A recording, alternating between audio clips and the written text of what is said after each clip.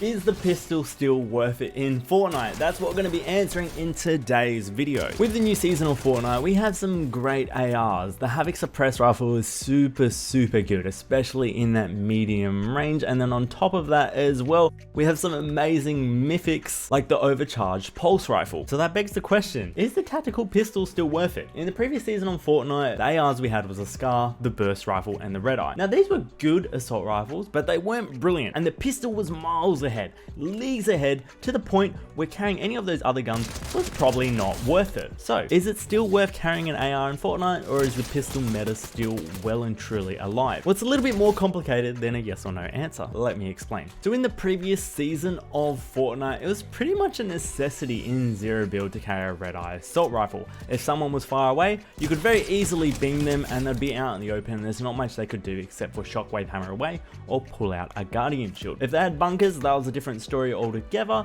but comparatively in build mode of Fortnite, they could simply build and defend themselves. So having a pistol as the only gun you're running on top of a shotgun was very much one of the strategies you could use. But nowadays in the game, having some good assault rifles like the Havoc Suppressor Assault Rifle in comparison to the Scar, as the Scar wasn't good on keyboard and mouse, it was very good on controller though, due to the bloom difference and aim assist, you might be thinking, hey, it could be pretty much worth it to carry the Havoc Suppress Assault Rifle.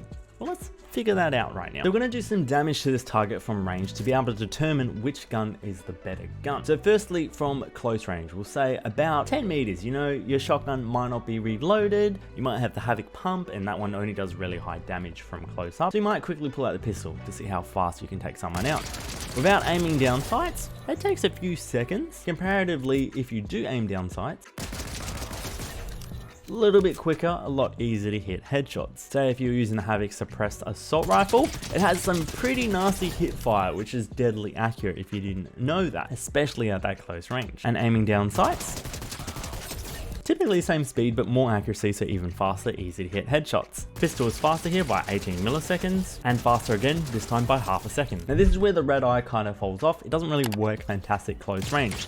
Hipfire for it is not bad, but you can tell that speed isn't up to scratch. And then when it comes to Overcharged Pulse Rifle, unfortunately that's not in creative yet. Works very similar to Salone's Pulse Rifle, but it shoots even faster than that. And obviously if you've played at all with the Overcharged Pulse Rifle, as you can see from this clip, it is the best item overall using it close range. Just if you run into this gun, pick it up, drop everything over it. I've made a video about the Pulse Rifle in the past. It's a little bit outdated, but I called it a hybrid SMG because that's what it is. It's an AR, when you use it up close, it's a disgusting SMG, with the one drawback being its ammo count. Now say if we were even closer than that, say if we're inside the person's face and we didn't have a shotgun, this is how fast the pistol can take someone out.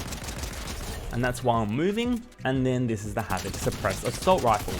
Pretty fast, but not fast enough to save me from dying to a bot. First to 200 damage, pistol wins by more than half a second. Okay, say if we're medium range away, like the 28 meter mark, this is where I say this is probably the best range to be using the Havoc Suppressed Assault Rifle. If you're further away, using the Red Eye would be more advantage, and if you're closer in, using the Overcharged Pulse Rifle would be better. If you're super far away and you don't even have a Red Eye, actually using the Overcharged Pulse Rifle would be better, as it does more damage per shot. It's got a greater headshot multiplier as well. So from this range, comparing the pistol to the Havoc Suppressed Assault Rifle, we're going to be aiming down sights for this one here.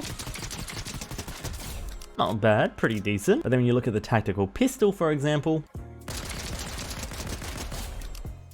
still a pretty good item. The pistol beating the Havoc here by 11 milliseconds. Now say for example, if you didn't have yourself the Red Eye Assault Rifle, we're not going to be using the Red Eye at that medium range because we already can tell it's got that slow rate of fire. What's the better item to use? Well, the Havoc Suppressed Assault Rifle, say if we're holding it down, it's still pretty accurate weapon. Whereas you look at the pistol from this range, and if you're holding it down, still pretty accurate also. Tap firing being even more accurate, being able to hit more shots if someone's moving. So this is where ammo count comes into play. The pistol here has to reload while the person is 1 HP, while the Havoc Assault Rifle, slightly slower, had enough ammo to fully take them out. I know which gun I would prefer if I got third partied or if I was playing duo squads or trios. So as you can tell from that, the pistol is really good. But is it worth carrying over any AR, and has the meta changed at all? Well, the reason why the pistol was so favorable is because you didn't need to carry an SMG. You had a good shotgun, you hit a good shot, you can easily pull out the pistol after and then destroy someone. You didn't have to pull out an SMG. But let's check the pullout times and the difference between these weapons. Say if you hit a shotgun shot on someone, you go to pull out your secondary. That's the pull out time before you can shoot. Say the same example, you hit a shotgun shot on someone, then you got to pull out your secondary to beam them. Looking purely at pull-out time here, the pistol does pull out faster and it starts shooting earlier, also based on weapon slot changes. So is it worth carrying the pistol? Yeah, the pistol's still really OP and still a really good item, even from its lower tier rarity. You may not have the amazing perks that we had last season, like Pistol Amp, or the perk that gave you the Mythic Pistol as it's no longer in the game, but it might return in the future. And that's besides the point. Even lower rarities of this item are really OP and can do a lot of damage without even having to tap fire the weapon or do any recoil control. Obviously, when it comes into the mythics of the game, the overcharged pulse rifle is the best item in the game by far. It absolutely decimates people, and I wouldn't be surprised if it gets a nerf in the future. When it comes to the Havoc suppressed assault rifle, the mythic version of this is really good. As you can see from a direct comparison, taking out this bot with 250 health, the max amount of health you can have in zero build mode, in comparison to the pistol.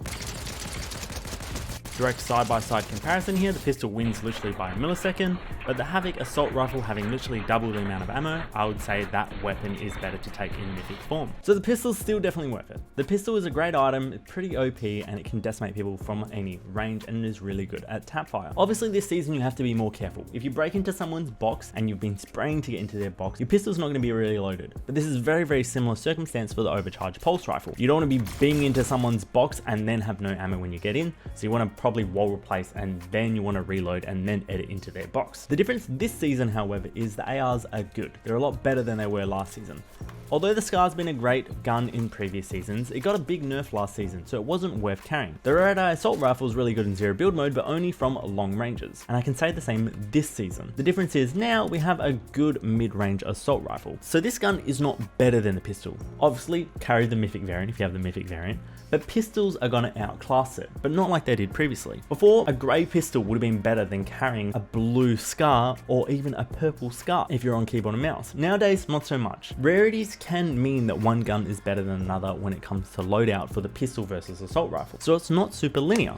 The pistol is the better gun overall, it pulls out faster, it works better close range, it does the higher damage. But considering that low ammo count in comparison to having suppressed assault rifles 30 ammo, or the red eye assault rifles 25 ammo, especially considering as well there is a perk which can increase your ammo count by 20% on any assault rifle, assault rifles definitely have their fair playing field this season. It's not one gun over the rest or rules them all apart from the overcharged pulse rifle, but it is determining what you prefer and what you enjoy more this season. This season, picking up any gun is very viable, apart from the lower range of the Marvin shotgun or the combat shotgun, especially if you're playing build modes, considering there's a one pump in the game. If you want to see me really check out the pistol, make sure you stay subscribed, as I will be recording a pistol only challenge, and I just want to say thank you so much for watching, like and subscribe.